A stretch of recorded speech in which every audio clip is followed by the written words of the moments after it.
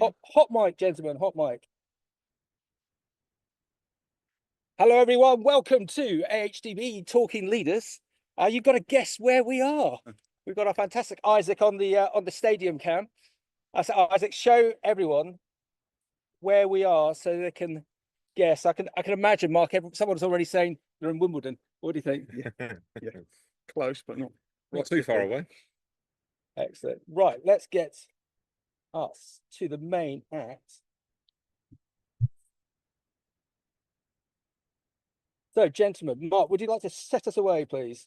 So, good morning, all. It's a really Step in, guys. Step in, welcome this special live edition of Talking Leaders from the iconic Allianz Stadium here in Twickenham, the home of England Rugby, where we're really pleased to have the grounds manager Ian Ayling and a bit of a cameo position from Martin Maytum. How do I pronounce your name? Sorry, Maytum, who's head groundsman over at Harlequins. He's got many another name. Yeah, that's what was all confusing me. Ian. So, official name. Yeah, what a backdrop for today's conversation, leading from the ground up. And it's guys, it seems like a real family affair. We were hearing last night. I contacted my rugby club. I was showing off about coming down to see you guys, and they said they love to come to Twickenham because of this. But also because of the ambience that happens. One of his favourite moments is when the national anthem is sung. Sure. And I said, well, that's amazing. What do you mean? Well, there's this amazing young lady that comes out and sings the national anthem, and everyone stands, and everyone is so respectful, and it just really sets the scene. And I believe that there's a connection with that amazing lady. There is the national anthem. There is an amazing coincidence that my daughter Roisin, she sings for the other side. She sings for Ireland. Oh, right. Yeah, she doesn't sing the national anthem, the English national anthem. Right. So she sings because I'm married to an Irish lady, my wife Neve. Okay. And I said to Roisin, would you like to have a chance to sing the Irish national anthem one day? And she said, yeah, I'd love to. She was only 14. And she came here a few times, and the production team said, yep, she's capable of doing it. So it was August pre-2019 World Cup. And no longer than that, 20. Yeah, anyway, during one of the August games, they played Ireland and she sang the national anthem, and she hit it. She done really well, and then they asked her back for the Six Nations. Good grief! The following year. I've got to look that up on YouTube. And then she done it. We played Ireland this year, so 2 years ago she done it again. So she's done it 3 times, singing the national anthem, and hopefully she'll be doing it next year as well. Okay, so there's no, you don't feel any conflict of interest there? No, not at all. You know, that was my first game in 1998. Was England versus Ireland. Wow. Okay. I started on the 30th of March, and April the 4th, Johnny Wilkinson's full debut as well. Yeah. England played Ireland, and so it was a connection that stood me all the way through. Fantastic. And Martin, why we love having guys like you on is that farming, agriculture in the UK is great. Sometimes it's a bit insular, and what these guys at the AHDB are very good is finding people like yourself, leaders that we can all learn from. And when we turned up on site yesterday, you were so modest because you were saying, "Oh, farmers know far more than me," and we were talking about it in the hostelry last night, weren't we? That what you guys do is such a complex job. It's so high pressure. You've got millions of people watching you, and if you drop the proverbial lawnmower, it's all going to go. And that's why we're so keen to get the likes of you on to find so we can learn from you. Yeah, you just, you see farmers day in day out, and the troubles they go through. They're going through troubles now with the weather the way it is. You know, we're lucky we can turn the water on, irrigate the pitch. They can, but only certain farms can. Yeah, I'd imagine so, because of the shortage of water, the reservoirs as well. Yeah. But we can switch the water on. We can switch the water on any time of the day. During the winter, we can switch the heating on to warm the pitch up. Yeah. So we've got those controls. We can control the controllable. Yeah. Okay. Farmers don't have that luxury, I would imagine. Yeah. I know nothing about farming. Yeah. As I said to you yesterday, when the farmers watering their crops, I know it's going to be sunny. That's when I'm on holiday. Yeah. I know it's going to be a gorgeous day.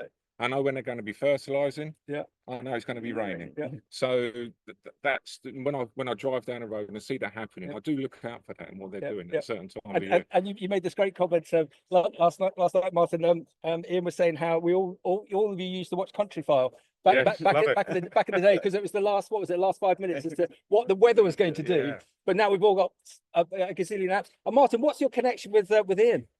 So well, I've done sports pitch maintenance since I left school, and then back 10 years ago, I've been here now, and Ian introduced me to the former head groundsman Keith Kent. We did an outreach to Georgia to look at some sports pitches there. Part of the 2015 World Cup. Okay. Yeah, so they were linked. Kent were linked with Georgia. Okay, wow. So the under-20s World Cup coming up. So we had several trips there. And then on the back of that, I was invited back by Ian and Keith to come and help out in the Rugby World Cup, which was 2015. Yeah.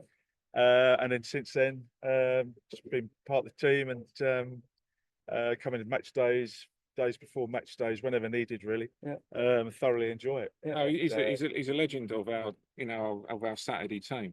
When I say to people I've got a Saturday lad, they expect a little 16, 17-year-old. I say no, this one's 53. But he hasn't missed I like tug of war.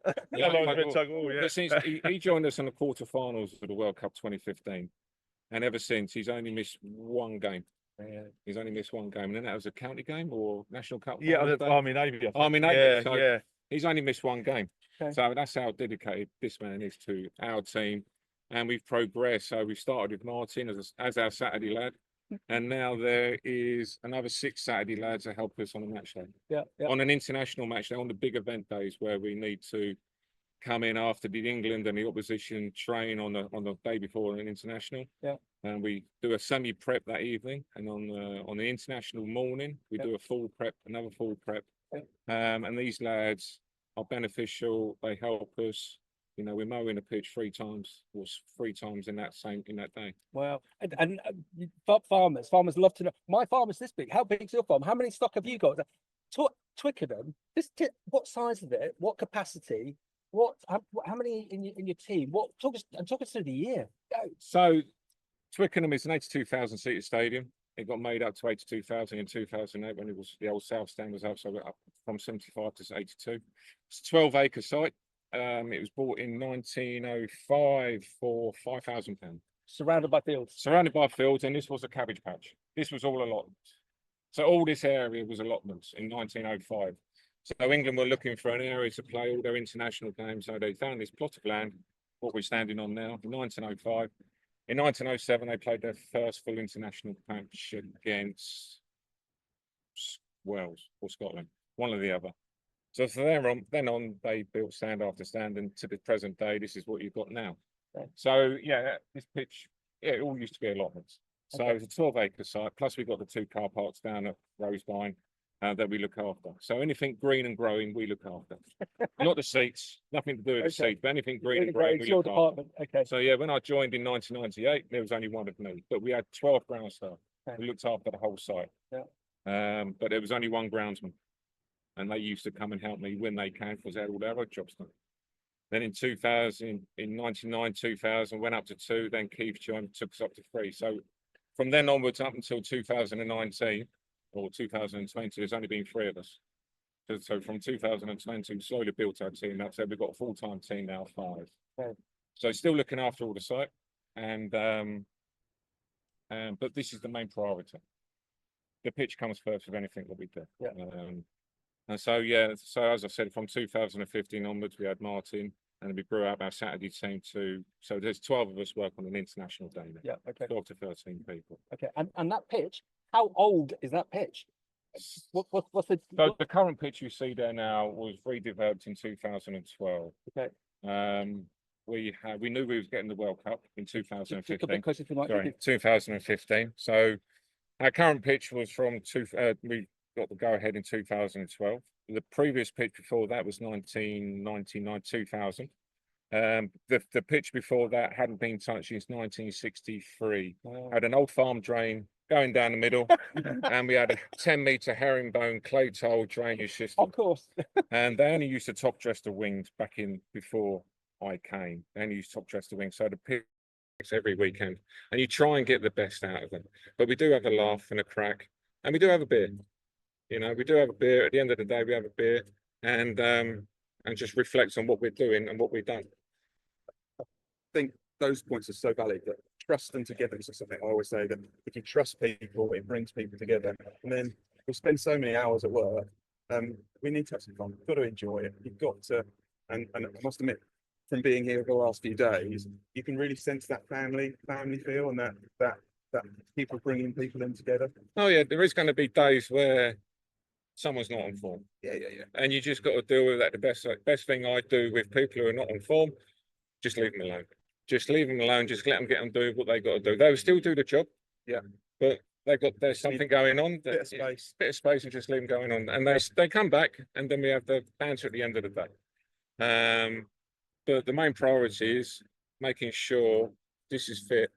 On a Saturday, it used to be 3 o'clock. It could be any time now on a Saturday. At 3 o'clock on a Saturday, make sure the stripes are light and dark, and the white lines are white. You know, end of the day. But that's what, you know, the time on a Saturday or a Sunday, whenever the match is going to be, never moves. You know, so you just got to, whatever you got to do, you just got to hit that mark. Yeah, and that's really important, because there's got to be some pressure there. It's high performance. You've got the teams that have got to do their bit, but you've got to prepare a surface for them to be able to do their job, which can be huge amounts of pressure. I think you've alluded to it already, but keeping that team on the full going on their A game, or being at the A game when they are, and keeping them mentally fresh. We talk a lot now, particularly in agriculture, and I don't think it's represented across the country. There's a lot of challenges with mental health. And there is. I'd rather call it mental fitness, but I think it goes up and down.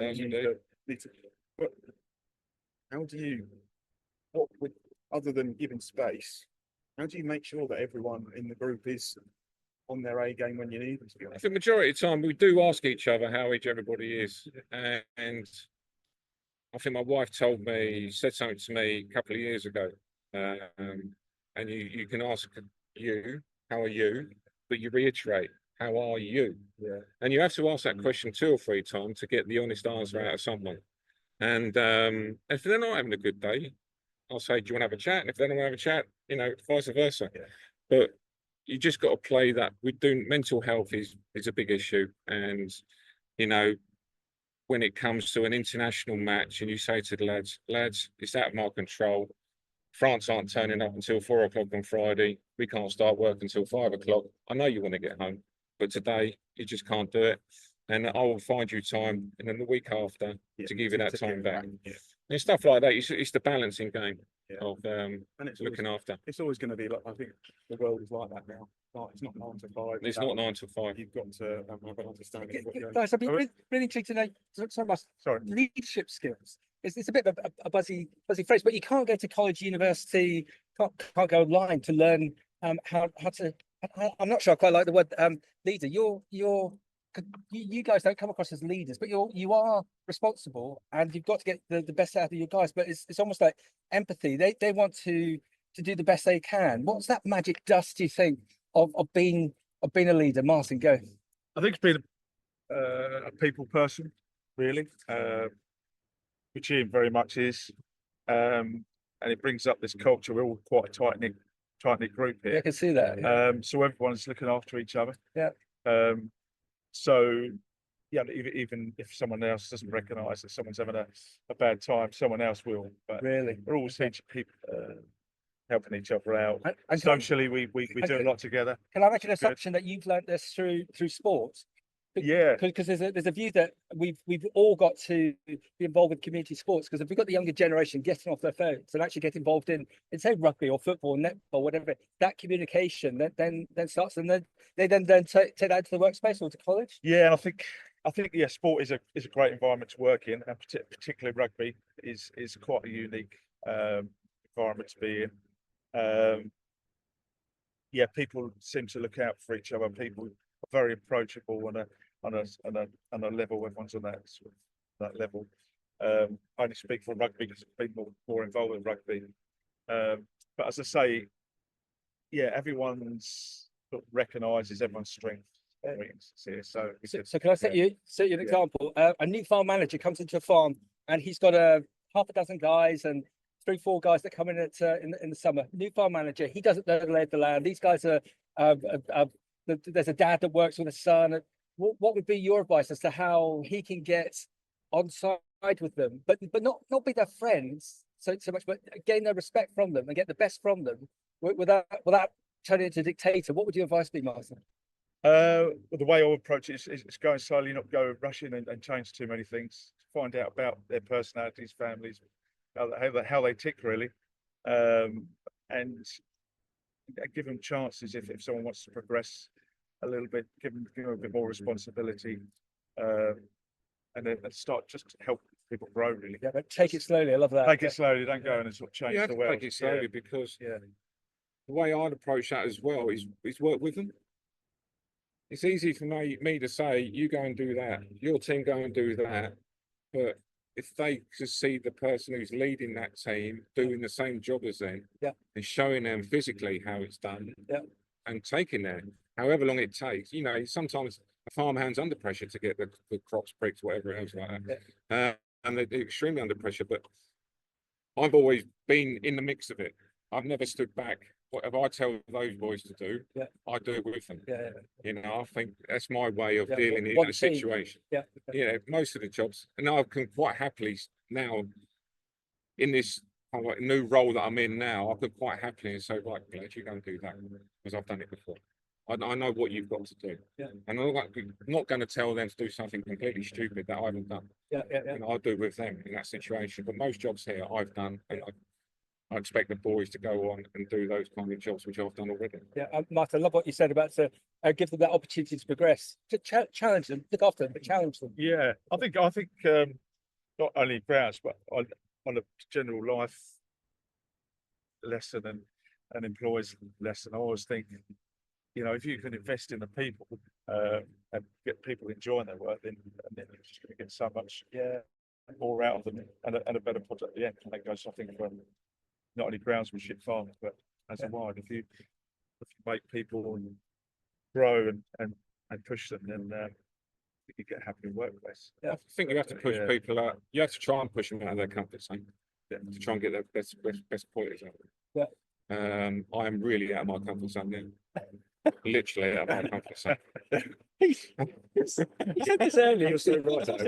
That's where the magic happens. Yeah. If you lift on the edge, it is not your normal day to day. No. Day to day is understand that and getting the best out of those guys that are behind us. But you've got to keep that. You've got to step out. Yeah. You need to. Yeah, it's like Martin, you said earlier, you're no good at tug of war. Look what you do. Yeah. And you won yesterday. Absolutely. You won. Yes. You won. It's amazing what you can do when you put your mind to it. That's why I encourage. There's a job we do when you're cutting the pitch. You have to go along the strings to try and keep it straight. And it's a hard job to do, especially when you've got the net going here. Keep talking, Martin, just a minute. Yes. And I used to do that all the time. I was doing the strings and doing that, but now I'm just letting the lads do it because they've got to learn. Because I'm not so I'm not on the tools so much as I was 2 or 3 years ago. So I need to let go and let them trust them that they're going to do exactly the same job. Yeah. So it's just letting go. It's very hard to let go of a job that you've physically been doing all the time because there's only be 1 or 2 or 3 of you, then you have to do every single job around it. But now we've got more staff. It's letting go and letting them take control of what because they've got to pass it on to the next generation. And I do it with the young brown stars here on the match. That's a perfect example out there. James is out there. Before his exams. Could you just explain who James is? James is Mark's son. My son. His nickname's Wednesday because he always turns up on a Wednesday. I know a number of CEOs called Wednesday. But we give all our Saturday lads nicknames. I don't know why, but none of us have got nicknames anyway. Oh, I think you have. Yeah. But the ones I don't know about. But to get him through his exams, I said, right, before the Italy game, 6 Nations, you've got 6 weeks, and I'm going to put you on strings every single Wednesday, whatever machine you're doing, just to get your confidence and build your stature up and give you something to look forward to on a Wednesday when he turns up. And he just took it. He took to it. He didn't shy back. He didn't say no. He just done it. And I was asking Mark probably 3 or 4 weeks in, how was he doing at school? And his school level was going up and up because he was focused on what he was doing here. I told him to focus on school, and because you need school. Kids just don't want to go to school sometimes. But he was here. He's doing a great job. And on the Italy game, I said, right, you're doing the strings. And Wow. it's a big responsibility because if you get a crooked line out there, especially going crossways, the camera's up there. Everybody sees it. When I or Jim mark out the pitch and I've done a crooked one, I think, oh my God. And you can see it. And you can see everything that nobody else can see. You can see that little bit of grass which is out of place, but nobody else can see it, but I can see it, or Jim can see it, the lads can see it. But it's a big responsibility for him, and he had that responsibility, and he's doing it. He's doing it now every time he turns up. Mark, what time does he leave the South Coast to get up here? About 5:15 in the morning. It just training. that But dedication. it's just a really good example, which is my son. But in terms of your leadership and the family that you brought him into, it's trusting someone to have a go. It's trusting someone that they are going to make a mistake and they're going to learn from it.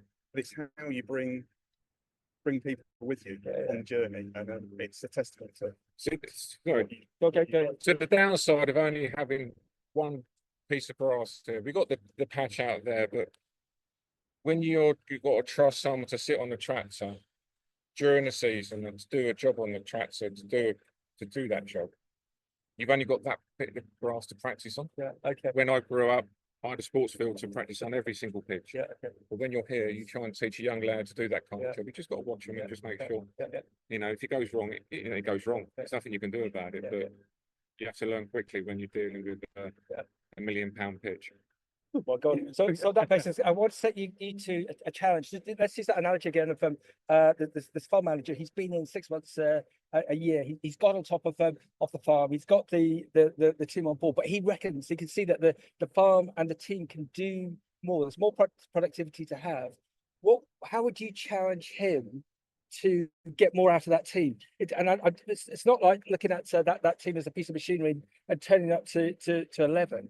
And so we've already talked about getting them on board. Now you want to take to the next stage. Martin, what would you suggest to our audience? How do you get more out of a team? Again, goes back to the giving people to own ownership of the job a little bit. Get them interested, invested a lot. Invest in them really, because I think once they show that you're giving them something, they're gonna give you back twice from, and that's kind of what happens here, because Ian and Jim give especially the young lads that responsibility. They can't wait to get it. They want to do their best job, and they don't want to let you down, so they switch on and it creates that environment. So like delegation, still watching over them, and being there. We're all make mistakes, and that's the beauty of it. Might make a little mistake, but they're not lambasted over it. They're sort of encouraged, We all have a mood on me. Yeah. Sometimes the pressure on the match day has got to me. I put my hands up, and if somebody does something wrong, I do raise my voice a little bit. But sometimes, in my world, the shock treatment kind of like works in that sense, because they know they won't. If they do it again, then I'll calm down a bit. But if they keep doing it, I'll just take them to one side and just say, just think about what you're doing. Because is it the expression that if you make a mistake, but it's above the waterline, you've learned. Yes. And you'll never do it again. Yes. But you've learned. Okay. Yeah, and if you do it twice, then you sort of open yourself up for a rollicking. But it doesn't seem to happen twice, because people learn quickly, and it's done the best way, in a good way, and then 2 minutes later it's forgotten. We're on to the next job, and then we're having a beer, and then but that's the environment that's been created here, really. It's with that environment, I'm always, at the end of the day, I will take them to one side, shake their hands, and say, you've done a bloody good job. And I don't know, Mark, many farmers who would actually be proud enough to do that with their team.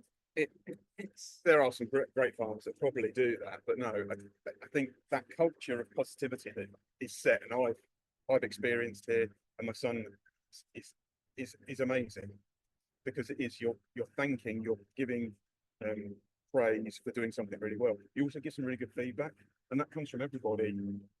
Just little pointers, do this, do that, and nothing's ever a silly question. It's and that's a growth mindset. That's how people thrive, and we thrive as a team. Yeah, my predecessor taught me something that he'd done naturally. At the end of the day, you're sitting at home and a text message comes through.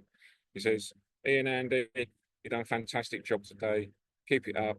See you tomorrow morning." Wow. So I'm doing that now with the team. We've got our own little WhatsApp group, and every Saturday night I just say, "Chaps, well done today. Pulled it out of the bag. Congratulations. The pitch looks amazing on TV.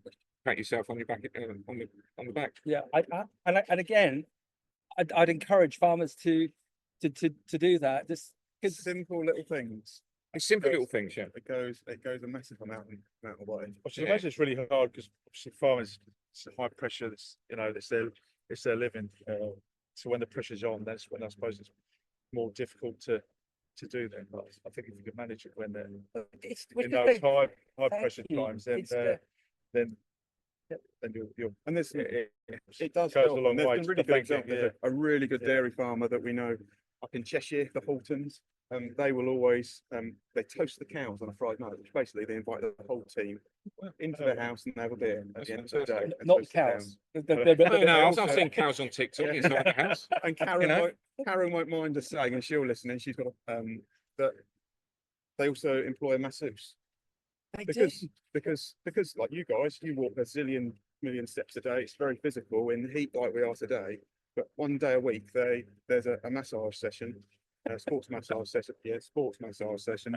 That for the person in the team that needs it the most, we'll get that. And it just helps. I'm glad you said this because we've been jokingly talking to our health and safety advisor here, and I said, we're doing 25,000 steps a day. We need to get our legs massaged. So I'm just going to take this piece of video. Let's go in. As Show him. endorsed by the AHDB. The team at Twickenham need a massive. Guys, what about recruitment? We talked about having the team and motivating them, and we're learning from you. What do you look for?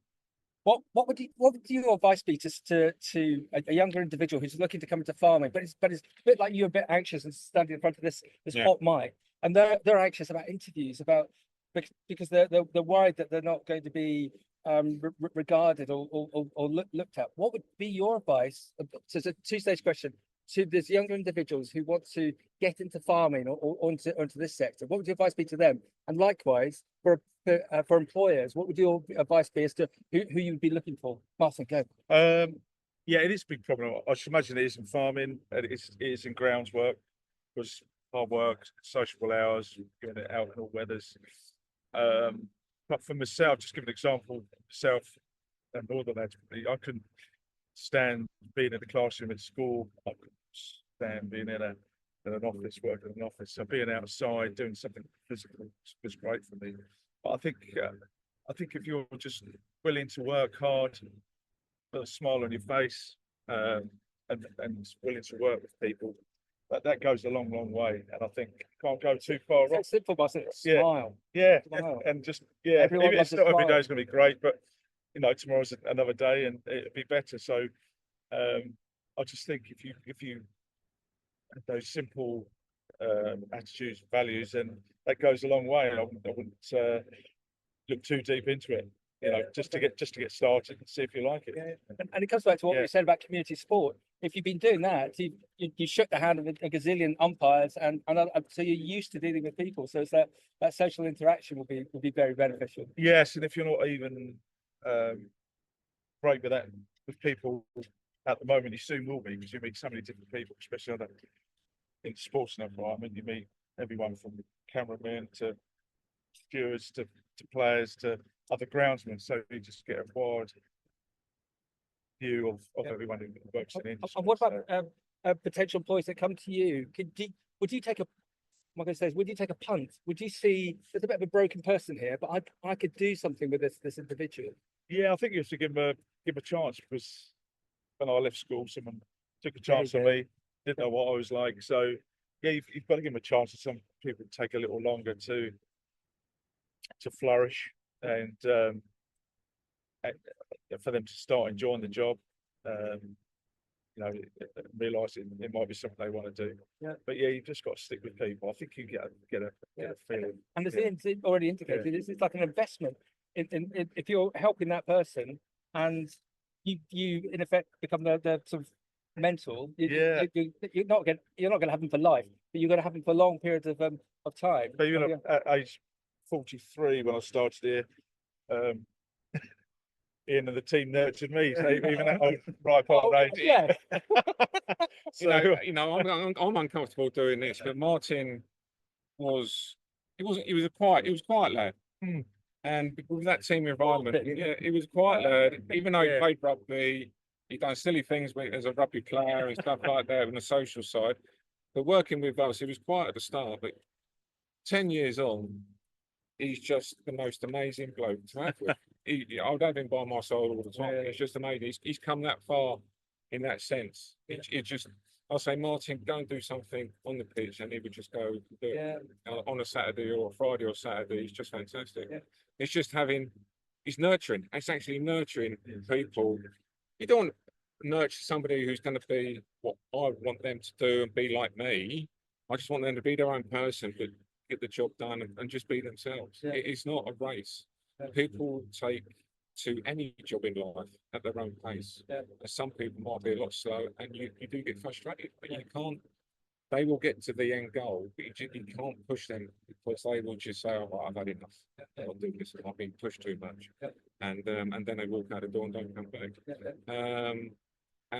But yeah, we got kids here on a Saturday, on a Friday and Saturday who've never done this job before, and they've come to me, Jim, and said, "Is there any chance I can earn some extra pocket money and help us on a match day?" And he's been here a year, and he's taken such an interest in the job. It's the first time he's taken photos of what he achieved on Saturday. He just took photos, he went around the stadium, took photos of what he had done with the team and what they produced, and he sent them to everybody on the group chat. For me, that's amazing. Wow. And the bit I'm fascinated by, Mark, is that these two fantastic gentlemen, they're so calm. But can you imagine what it must be like on match day? And you've got what's the capacity, Martin? And it's like a 3 o'clock kickoff, and it is all down to you, and the pressure that you guys must be under. Martin, how do you roll with that? well, I'm very much on a smaller scale. I've been about 14,000 capacity, so this is international level. We're down to sort of Premier Rugby, and I do a little bit at my local club, Maidstone. But you know, if you're doing it at Maidstone, doing it at Harlequins, doing it here, you still want to do it well. I spend too much time thinking about grass and work, to be honest. So I have to put things in place myself, so I can just shut off. But You can't. But you can't. Did you see Ian then? He just did the whole 360 whilst he was talking, just to check out everything. yeah, Just yeah. make sure it was all. But Neither you can switch on. so that's on that level. So magnify that, you know, to hear where Ian and the lads. It's I can't imagine. I'd have to put things in place to. So what's your advice? That you put things in place, bad stuff happens. Okay, and so and it's always a cycle. You see it, and it's cometh the hour, cometh the man. Yeah, you know, I've seen it on TV that you see a pitch, half the pitch is green and half the pitch is yellow. As a groundsman, you know why it's happened. The spray is broken down. There's nothing you can do about it. That is life at the end of the day. Yeah. But they get 3 o'clock. They still play football. They still play rugby. And you can control the ball, but when something goes wrong and you can't fix it, you just got to say, and let the people who are above you, let them know that something's gone wrong. Communication is the key. As long as everybody knows that something's gone wrong, and there's no way of dealing with that Yeah. before 3 o'clock on a Saturday afternoon. You just have to go with it. Yeah. You feel crap inside, but you just won't let it. You try and not let it happen again. You know, a mower breaks down, a sprayer breaks down, or a rotary mower, you rotary and mowing the pitch beforehand, and it suddenly drops a level and you scalp it. My God. And it's happened. It's happened. Yeah. But there's nothing you can do. You can't grow that grass back before 3 o'clock. Yeah. You just got to go with it. Yeah. And yeah, I can't say the word, but it does happen. Yeah. Crap does happen. Okay. But let's major on the positive. Martin, what's been the highlight of your career in doing what you do? And then send to you, Ian. Go on, you get the highlight. Being invited when I first started here to the World Cup. We was here from the 45. Myself and a guy Colin, who's from a local rugby club.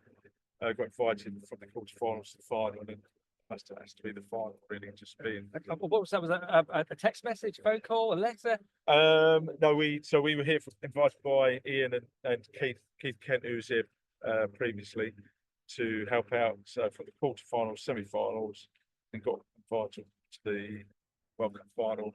Yeah, which was, it doesn't get any bigger than that. So yeah, I hope you got a picture. I hope you got that picture. Yeah, we got a couple of pictures. Yeah, but just being here and watching how it's done and prepared for a World Cup final, you can't probably won't see that again. Really. Ian? Yeah. The highlight of your career. Oh, you're going through your memory bank. Yeah. Oh, there's so many, man. There is a few. You know, the first European Cup final in 2 pounds. Oh, well, It was done. You know, Northampton were playing whoever in the semi-final. If Northampton won, the final was going to be here. So Northampton won their semi-final, and Northampton played Munster here. So that was a great moment because all my in-laws are from Munster. Okay. So that was fantastic. In the World Cup 2015 final, the peak of your career because everybody wants to produce a pitch for a World Cup final. My daughter singing for the first time the Irish national anthem. Proudest moment. But yeah, there's many a moment. But I don't take this place for granted. I don't rest on my laurels because I've been here 28 years. If I rested on my laurels, and I wouldn't be here today. No, but there's also time to celebrate. There's another thing with farming. What do they say, Mark? A farmer has 56 harvests in them, and when he gets to the end of harvest, it's like, yes, let's as you do go down the pub. We must celebrate as well. All that hard work that we do in our roles. Yeah, we've got quite good social side of it as well. Once, especially in the autumn, we autumn internationals we did Six Nations. We did a Italian night, French night, and a Scottish night. So we did different things for that. Went out for drinks and food. So yeah, we do celebrate it. We also have a beer after we finish mowing on a Friday or a Saturday. So yeah, we do make sure that we appreciate these moments. Yeah. Wow. It's been a really good conversation, I think, Max, in terms of what we're talking about. There's so many points that you have pulled out in terms of getting the best out of people and getting the best out of people, bringing them into a community, creating a family, understanding each individual and always driving to their strengths and helping them develop and push forward and having some fun. Because we're a long time gone and we spend so much time within the workplace that we can see just the pride and the care that both of you have for your jobs, your role, and the teams that you're in. It's just it's phenomenal. Yeah, it's a huge amount of stuff we get there. Just say a few words to the farming community. What you guys have learned in doing your jobs and the teams that you've created. Just tell everyone within the farming community how we should be doing it from what you've learned in your career. Martin, you go first. Yeah, it's a difficult one really because we're different pressures, etc. I've just all farmers are hard working. I've got from Kent, so I've got quite a few mates who are fruit farmers and etc. So I know how hard they work. But yes, as I said before, all about sort of getting your head down, work hard, and make sure you look after staff, make sure you look after yourself. Yeah, well done. So it's very important. And then when you do get those downtimes, just make the most. Really. Yeah. Thank you. Yeah, exactly the same. You know, you have to look after yourself first. You know, family comes first, and everything, stuff like that. The job is your livelihood, and you see it on the TV, you see it on the country fire, how hard the job is as a farmer, on what they can do, thinking outside the box, doing different stuff to keep their livelihoods above, you know, above ground and water, you know. Yeah, we know what you mean. You know what I mean? But you see it day in and day out about the farmers. All you can do is do your best. You can't help the weather. Yeah. You can't help what happens, you know, naturally. Yeah. All you can do is when those crops or when the crops are ready to go, you always work hard. Yeah. Boys and girls. Well A lot of ladies out of the farm, you know, I see it on TV. Yeah. They do a fantastic job. Everybody, you know, we're trying to get more women into groundspersonship. Yep. Say that properly. But yeah, we're trying to do that as well on our side, because World Cup, this World Cup, Women's World Cup on the 27th of September. The pitch is going to be looked after by 15 grounds women. So we're going to take it backstage, but you know, it's their turn to shine. It's their turn to shine and produce the pitch for the Women's World Cup final. So, which is going to be fantastic. Just to promote then the next generation of young grounds persons. Keep saying grounds. I've got to get out of that habit. But yeah, but you know, all you can do is do your best and keep going. Thank you. And just to wrap up, we quite often do a thing with our guests where after 3 we get them to all shout out their favourite colour of tractor. We can't do that with you guys. So after 3, can you shout out your favourite type of lawnmower? After 3, 1, 2, 3. Ransom. Dennis. Oh, hello. Yeah. Brilliant.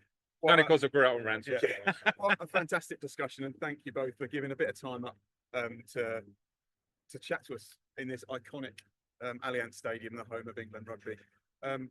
Should you want any more information, there are some resources on the AHDB Labour Lifecycle webpage under Managing People, which will cover a lot of the points: having fun, taking time for yourself, trusting your team, which will all be good. So until next time, we'll see you soon. And we'll have a quick whiz round if Isaac can look. The grounds team are halfway through the pitch, and we're going to go and get Have some a beer. water. Thank you very much. Pleasure.